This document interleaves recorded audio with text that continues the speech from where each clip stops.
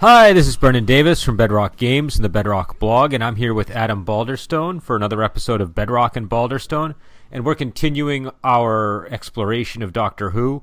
This is the new season. Obviously, we're a little bit late again, so we apologize. We're actually putting this out the night that the new episode is airing, so just ahead of schedule for us lately. So we're doing pretty good. Yeah. But we'll be on track again this week, I think, is what we both sort of figured out in conversation. So. And so this episode, we're going to talk about first. We're going to talk about the Witchfinders, which is the most recent one prior to tonight's, and then we're going to talk about what was the other one, Kerblam.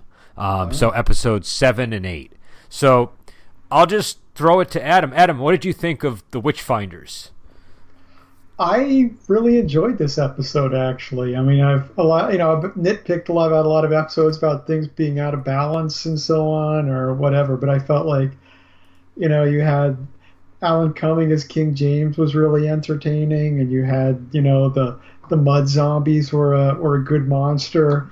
You had a good amount of time for, I felt like, all the main cast. I felt like every companion got something to do somewhere in the episode, and obviously the Doctor got a good amount to do in this episode. It was just an enjoyable episode there, where I felt like all the parts worked together very well. What do you think? So here's when the episode first started, right? Like when they were on the dunking stool. A couple of things happened that really bothered me, like right off the bat. And I live right next to Salem, and I was a history student, and I'm surrounded by really bad history of witch trials, even though it's American witch trials. And so I saw that they did the dunking stool thing wrong, and then that they had the woman said something about like from the earth, from the fire, and I was like, oh no, they're gonna do like a Dame Margaret Murray thing where they try to make it like these are actually Wiccans being burned or something. And that would have been irritating. And so I was really like on the hate train. Do you know what I mean? I was like getting aboard the hate train for the episode and like just starting to take my notes. And then King James shows up. And that's the moment that I was like, oh my God, this is a wonderful episode.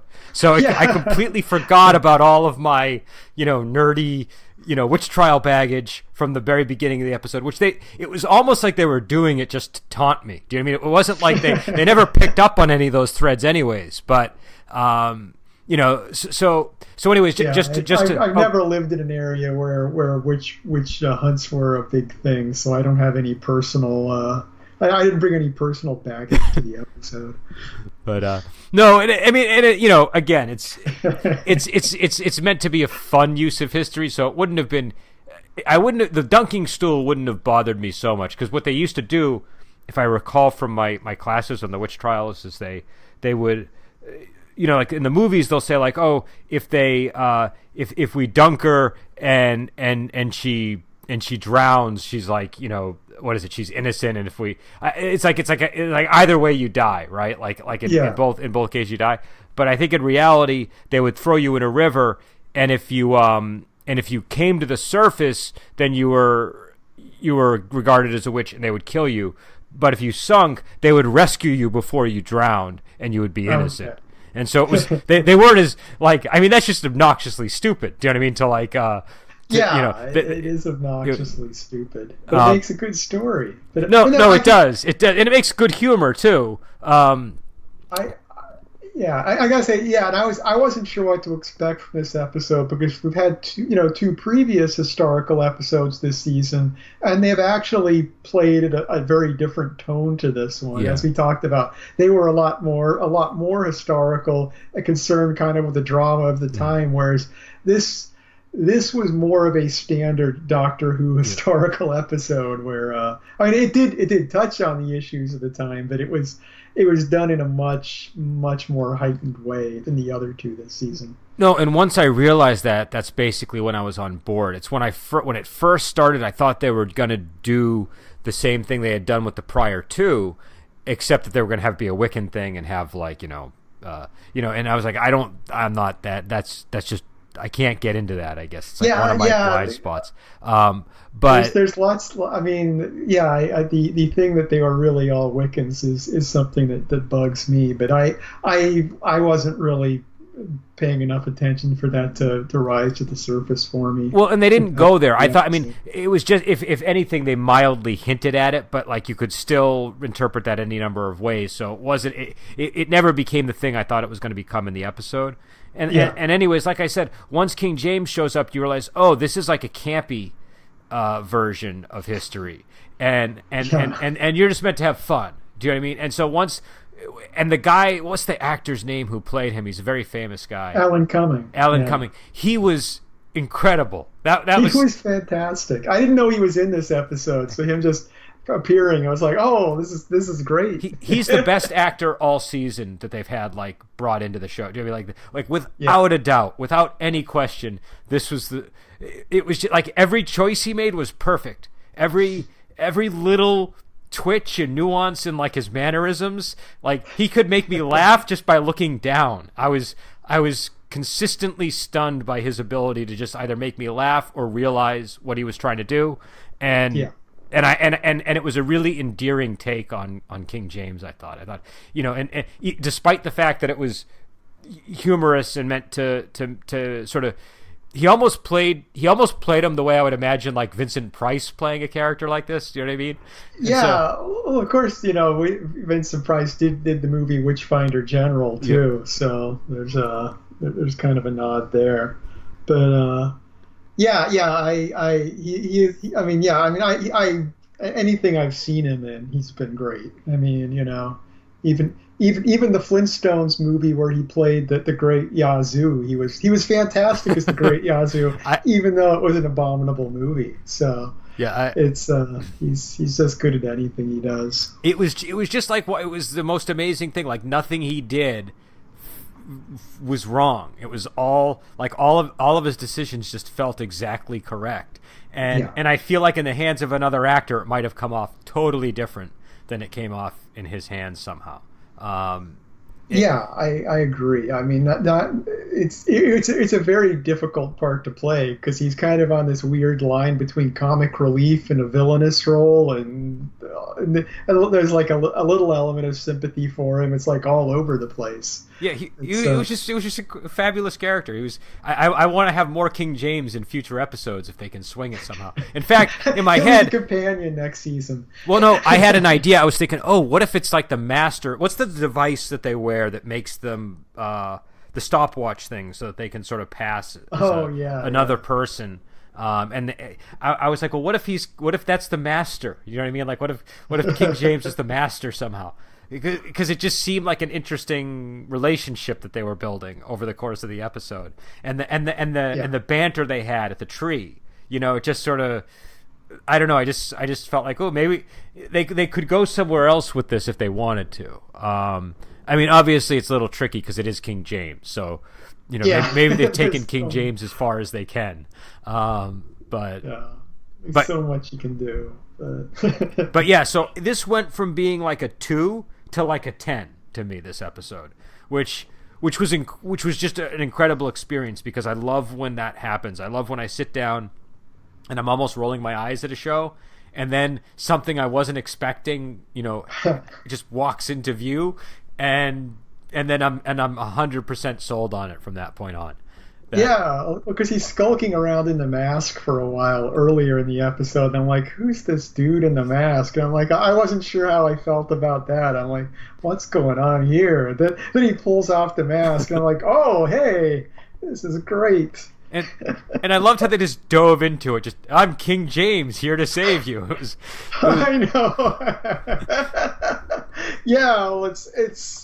His self vision as being this hero was great. What is it? It was just King James, Satan's greatest foe. Was the?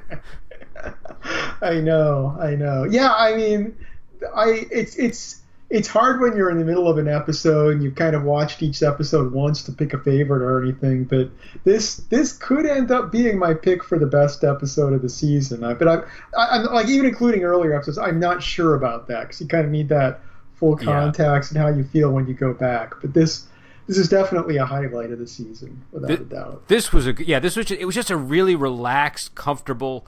It fit like a glove. This episode, I thought that it was a. I don't know if this was like the episode that they found their footing, or if this was just the tone of this particular episode sat well with me, or maybe that the series has been quite serious leading up to this, so maybe just the sudden break into more fun ground was, you know. And also it was interesting because this is the fun episode, but this is also kind of the episode where they highlight the fact that she's a female doctor. Do you know what I mean? Like yes, yeah. I mean, it worked on both levels. It managed to be a entertaining, fun episode at the same time as it really tackled real things at the same time. Yeah, and I thought, and I just thought that it didn't.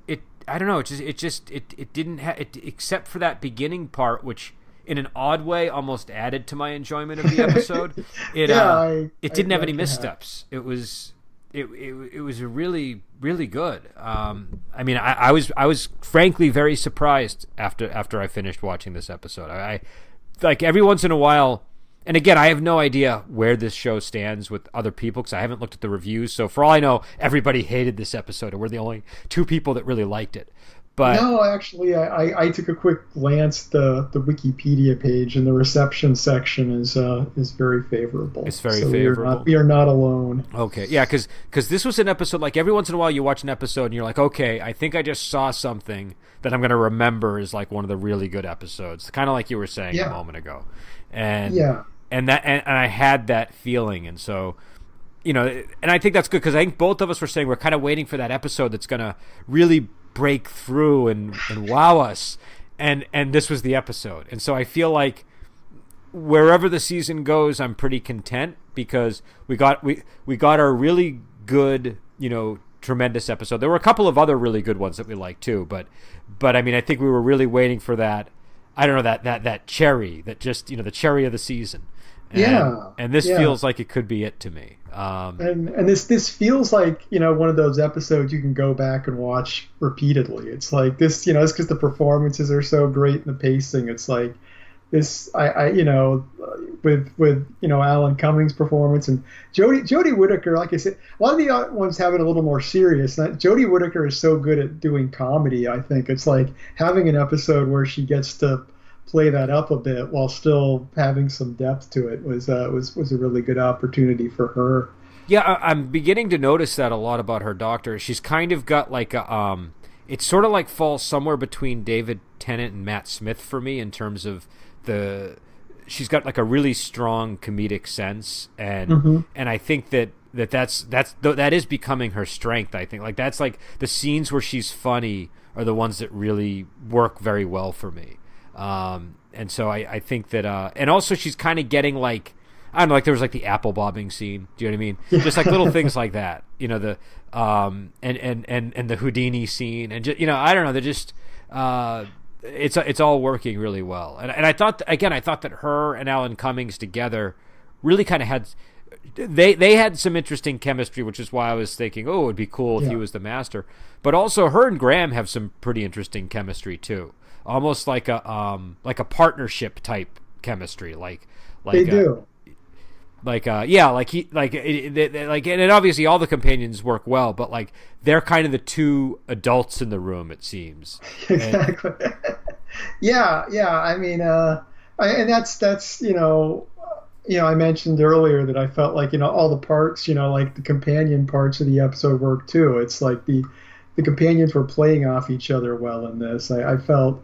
Yeah, him handing the hat off to her, for example, was just a good solid scene. And I have to say, I did like his hat. The hat was great. Yeah.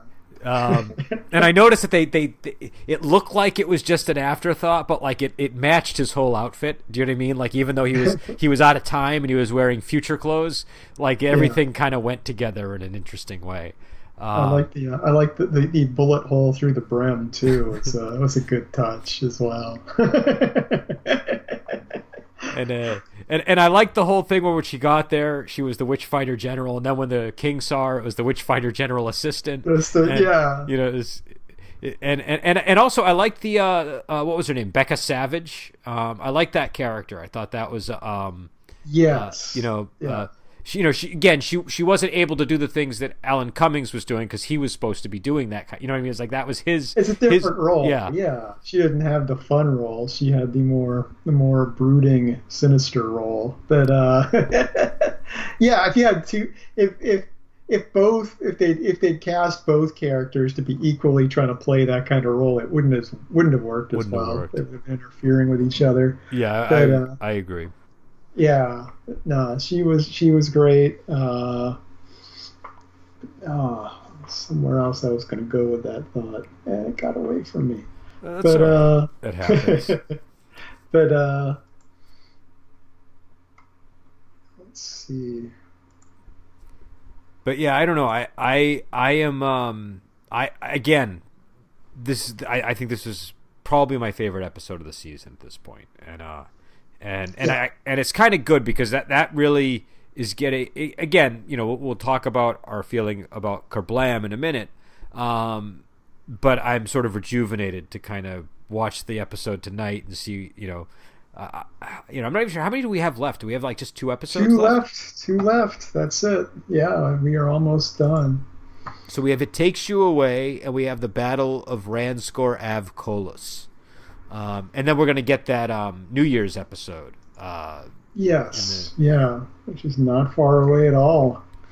So, and also, did you just a little off topic, but did you hear that Jodie Whittaker and Chris Chibnall might be leaving the show after next season? Did you happen to I've catch seen that? YouTube videos saying it keep popping up in my recommendations, but I haven't seen it show up in any credible entertainment news source. So okay. I'm not saying it isn't true, but I haven't watched any of those random videos, but I've kind of been basically, I have a Google News feed and it knows I love Doctor Who, so it's always throwing any Doctor Who news at me all the time because I'm always Googling Doctor Who things for this podcast. So I feel like I would have seen a big news announcement of it if it were true. So I'm just wondering, is this a rumor or is this? So yeah, I don't know.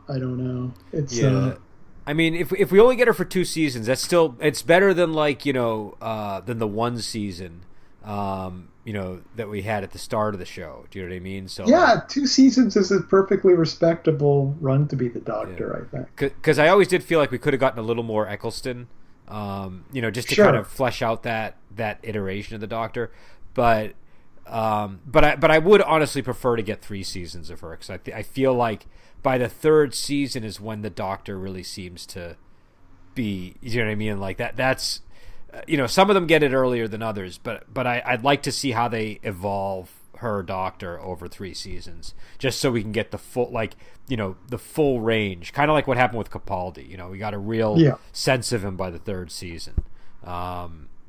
But yeah, again, this episode, I was truly surprised by it. I was like I a lot of times I will talk about how I was like not on board with the show and then I got into it, and it's always the case when that happens. But in this particular case, I really was ready to hate it. Like I was really not digging the Earth, Wind, Fire thing and all the other stuff that I started to see, then it just totally floored me when he showed up. And then I realized, dude, this is a totally different kind of episode than I thought it was.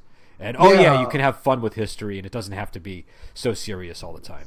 I going back to Demons of the Punjab, I really liked that episode a lot. I thought that was a fantastic episode, but I was a little wary of watching this episode because I'm like, oh, if this is going to be like another dramatic thing on the topic of witch hunts, I'm like, oh, this could be really dark, and I'm not sure if I'm in the mood for this right now. And I could have handled it, but what I didn't want them to do the Margaret Murray thing with the you know what I mean? And like I said, if it had been a dramatic episode, it's good. I would have been fine with it, but it was just nice to get that surprise. But yeah, so So I guess, we both really like this one, and it sounds like a lot of people like it. So, are there any haters of this episode? Or every once in a while? There have to be. Yeah. I mean, it's inevitable. But they're like substantive, claims against it, or are they, I haven't encountered any, but I haven't looked that hard. Like I said, I kind of glanced at the overall reception. It's yeah, so I don't know. I think like I said, I'm sure people will find something to hate in every single episode, but this seems on the whole to be very popular. Yeah, I think it's the best episode of the season. Again, it's a little hard. The only thing that makes me hesitate is I think together the Rosa and the Demons of the Punjab are two really strong episodes that pair well together. Do you know what I mean? They are. But this is one that, like, as great as those are and as serious as those ones are, this episode is why I watch Doctor Who. Do you know what I mean? This is kind of the reason. Yeah, well, I mean, the thing I like about Doctor Who that doesn't get done enough is that you can do anything with this show, pretty much. You can go anywhere, anytime, do any kind of story with it, really, if you want to. And so I actually like, even if it's a weird inconsistency, I like the fact that they're mixing very serious historical episodes with ones that are a little more over the top, like this. It's like, I'm perfectly fine with having both varieties in the same season. Well, I mean, I think that you're right, because I caught some episodes of that show Little Drummer Girl. I don't know if you've seen that. I have not. But it's not really that important if it could be any show. A lot of shows do this. They have they have one tone over the whole season. One tone. Yeah. And you're right. Sometimes that one tone thing can kind of get dull. It's not necessarily consistent, but it actually makes it more enjoyable, I find, to have a variety of tones over the course of an entire season. And I think you're spot on with Doctor Who can do that. And it should. Yeah, I mean, it more than any other show should have a variety of tones over the season. So, and I think that's really something that, especially with the new Who, it's something that keeps it fun and interesting. You can, and it's something that they've done on, like they can always have, like, the what was the Van Gogh episode? Was it Vincent? Was that the name of the episode? Vincent and the Doctor was that one. Like, you can always have those, but then you can have dinosaurs on a spaceship, or whatever the the more fun adventurous stuff is. And so I agree with you on that. So that brings us to the previous episode, which we didn't get to yet because we've been a little off schedule. Both of our lives are a little hectic, so we've kind of we've been a little slow. So what we did was we snuck this one in under the heading of the current episode to make it little easier to swallow.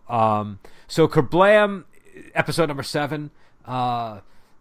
I watched this one with my father, actually, and we both agreed that it was basically like Amazon. That was kind of the thing they were doing.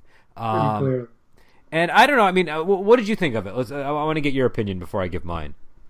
It was fine. I mean, it was an entertaining enough episode, I guess. I mean, it kept. I wasn't bored or anything with it, but I don't know. I don't know that it like really landed as well as it could have, because I mean it was dealing with some heavy themes in places, but it didn't have the dramatic impact it should. I mean, obviously the thing with the kid at the end, it's like kind of talking about terrorism to an extent, and like people not thinking through the consequences of it, and it was doing that topic, but it just felt very slight at the same time.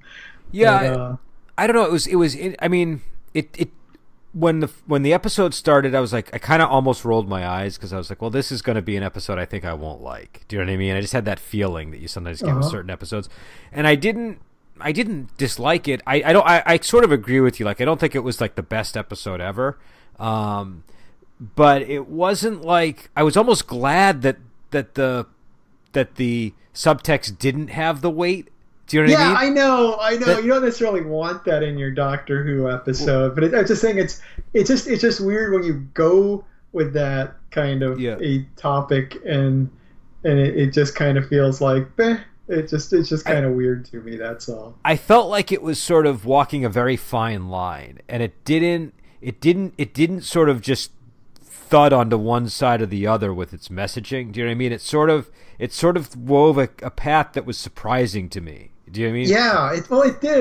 did. And, Yeah.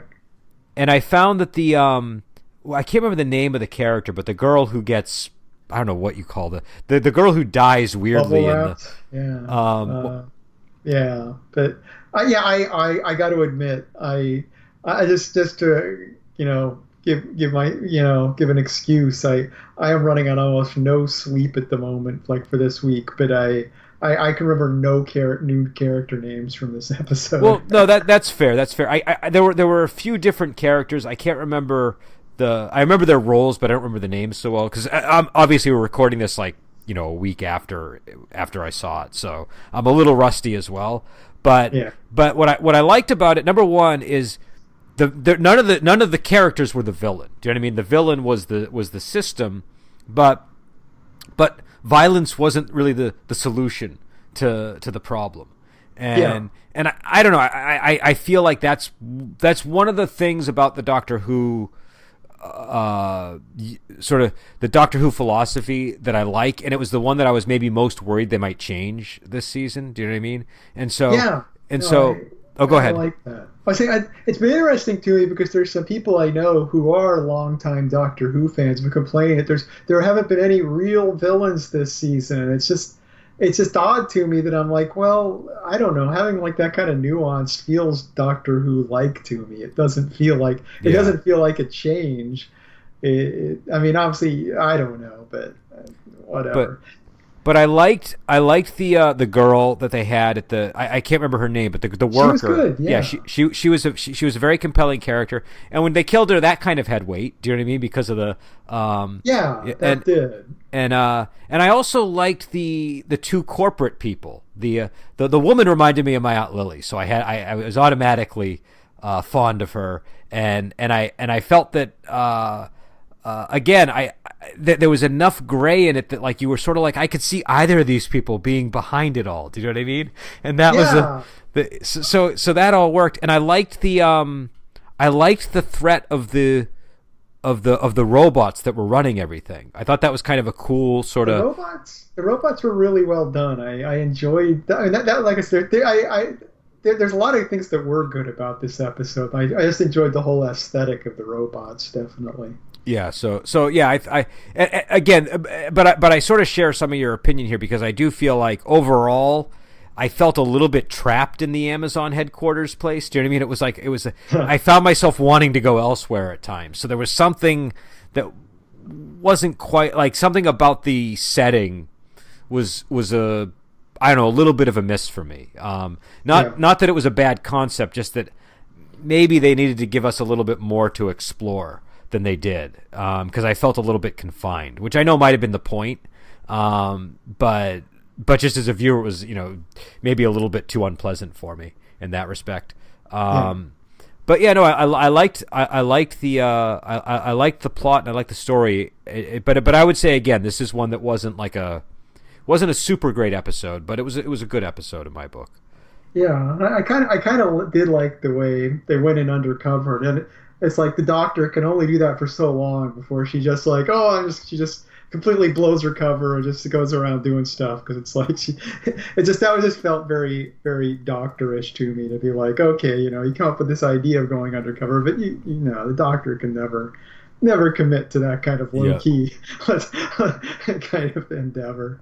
But it was on the whole, I liked the episode fine, and like I said, I liked the executives a lot. I thought they were actually pretty well drawn characters. The more I think about it, there are a number of good things about it, but it did the thing that kind of bugs me, is when a character at the end dies just to make everything tidy, like the guy who's the setting up the bombs. It's like he goes and stands amongst the robots when they all blow up, but it's like, why did he do that? There wasn't. It was just like it just meant that he got the. It was like aside from blowing himself up, it didn't make any sense as an action, just so he could blow up, and so no one had to think about what to do with that character afterwards. I think that's been one issue with Doctor Who for a long time, is sometimes things end just a little too rapidly. Do you know what I mean? Like it's a little too rapidly and too neatly. I get that there's a time thing, and that might be part of it, but I agree with that. I thought that was that I think is the thing that kind of took some of the oomph out of the ending, actually,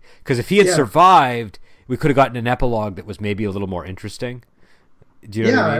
It would have been because it's like he's a character who did something horrible for valid reasons to an extent, and it would have been a complicated question. But and they killed like the girl that he was in. You know, the whole build up to this is like the thing that makes you sympathetic to him is that he's interested in this woman, and you know what I mean. So it's definitely stuff I would have liked to have seen unraveled a little bit at the end. But it's just kind of killing him was kind of like the easy way out of just not even contending with any of that stuff. So it's just always something that kind of bugs me. But I mean, if you put it like more of a if it just had a more powerful ending, I think this would have been a much stronger episode. Because like I said, I enjoyed it through most of it. I just didn't feel a whole lot about the ending. Yeah, no, I would agree with you, and yeah, so we'll we can end it there, and we'll be back on next week. Hopefully, we'll try to get in earlier. Like Adam and I said, we have stuff going on, so it's been a little bit difficult for us to schedule these as like right after the episode as we would like to, but we're gonna try, and we'll see if that works. But until then, we will talk to you later.